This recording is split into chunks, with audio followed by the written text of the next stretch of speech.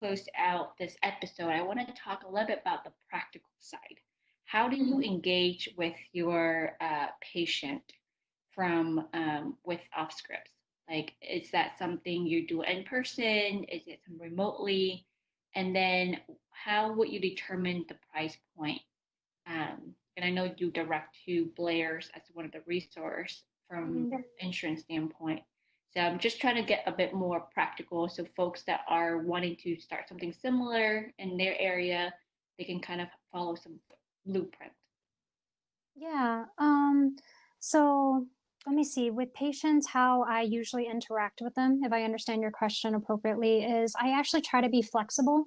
Remember how I started out focusing on older adults? So a lot of my services are targeted, towards older adults. Some of them they love the face-to-face interaction, and if it's inconvenient for them to drive, or transportation logistics is a pain, I actually would make a house call. And I would go there and I would help them, with services and things like that. Some of them, of course, I understand privacy is a huge issue. They don't like some stranger just fumbling around in their house. So if that's the case, then I definitely have remote routes, for them to be able to communicate with me. Also, the kind of like what you and I are kind of doing right now, actually. Just make sure it's secure, of course. But yeah, so that's definitely an option.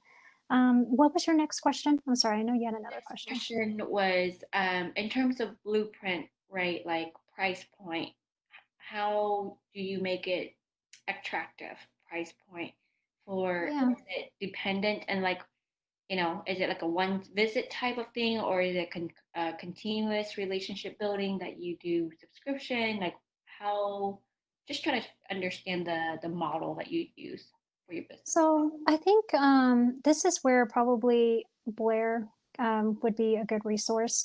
I have to admit, marketing is not always my strongest suit. I know a little bit enough to understand it, but I'm actually better at accounting, for example. But so for the price point, it's some people don't like to pay for pharmacy services, unfortunately. We're just a really good bunch of group of people and we love to give things out for free and they're used to that. So they're used to going into a community pharmacy and being able to ask a question, and we don't charge them for that at all.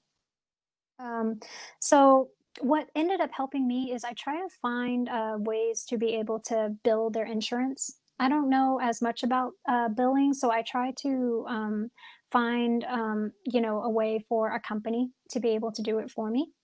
And I usually target services where Medicare can be billed.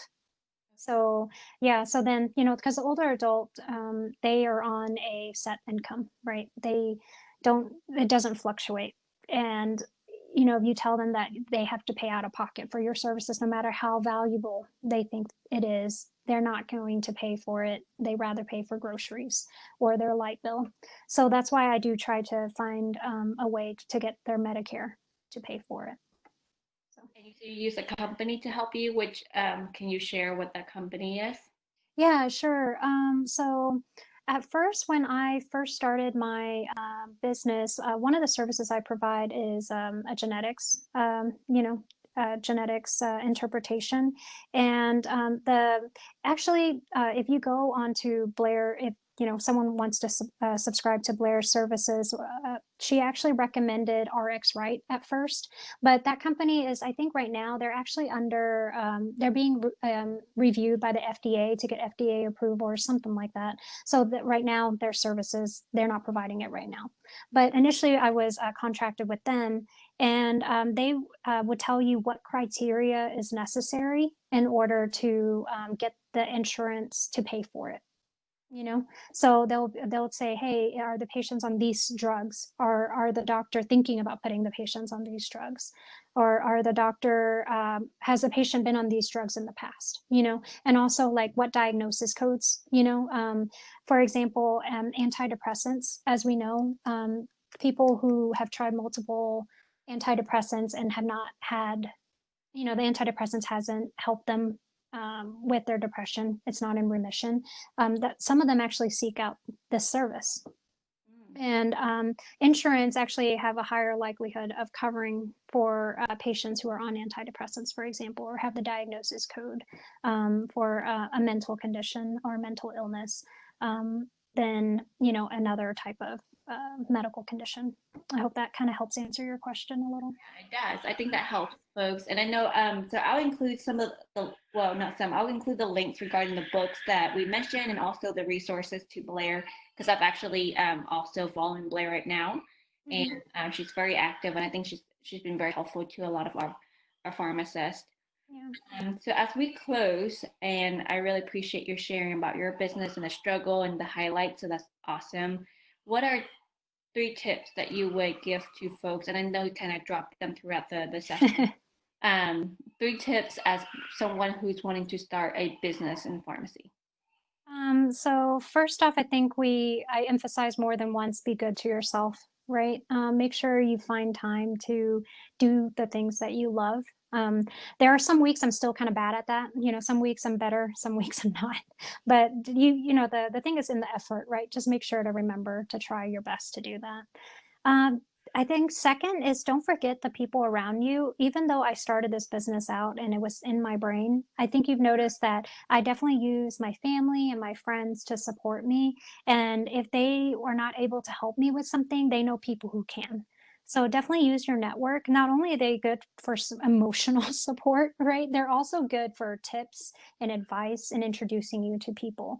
And you never know. I mean, not only can they introduce people who can help you with graphic arts design or accounting, but they can also potentially know clients, who they can refer to you. So that would be second. And I think third, make sure you have enough money sitting around to start a business. Because if you don't, like I said, my first year was not profitable. That's just honest. I'm not going to try to, I don't know, fluff that up. It was not profitable. So you need to make sure to have a good enough savings account, right? So that the first year you're putting a lot of paid in capital to your business. You're not stressed out that it's not in the clear yet. And then let's see. I guess that's it. Yeah, those three points, right? Those are great 3 points. And I think it's just kind of important to highlight regarding the saving up. And I think it takes 3 to 5 years for a business to really take off, right? So Yeah, it's I heard from a business coach. I had another business coach too. Again, I guess that's another thing. Don't discount a business coach.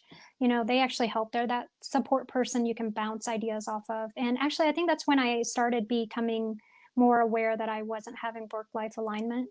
And that's the term she used. She doesn't like work-life balance. She likes I don't work-life like work-life alignment. balance. I use work-life integration. I like that. I like that. So yeah, but anyway, she's the one that kind of helped me realize that I was having a problem.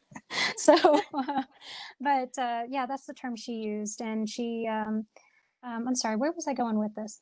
Mm, Business coach, and and oh God, sorry guys.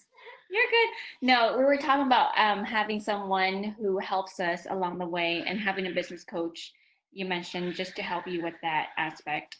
Um, Yeah, so no, I really appreciate that. And I think that's where a lot of folks when you're starting out business it's a struggle, right? Like we're talking about 3 to 5 years. It takes 3 to 5 years to have your business fully successful.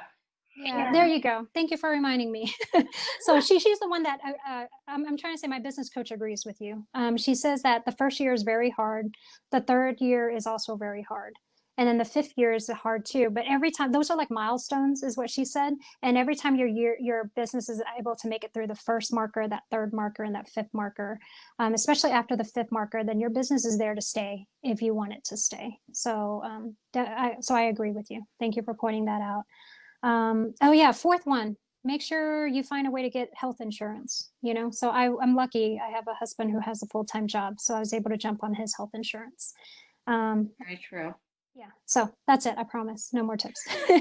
Oh, those are good points. I didn't think about it. But yes, if you're not working at another job and you're doing your business, health insurance is one of the way that will get you in debt very fast. especially because you never know what's going to happen. And one visit to emergency room and you're done for. So those are very, very good points. Again, appreciate Ross for sharing your insights. I think those that are listening, thank you. I hope you've taken a ton of notes like I am and just really share with you. And in the show notes, I will include the books that she mentioned, the book that I mentioned, and a few other tips as well. So if you want to continue to listen in on awesome videos like this, hit the subscribe button and the bell just for more video that coming up. And I do weekly videos. Monday it's mindful Monday, and on Friday is Finance Friday. So just stay tuned as I'm getting more guest speakers like Ross to share the insights and perspective. And Ross, thank you for being here, and we really appreciate you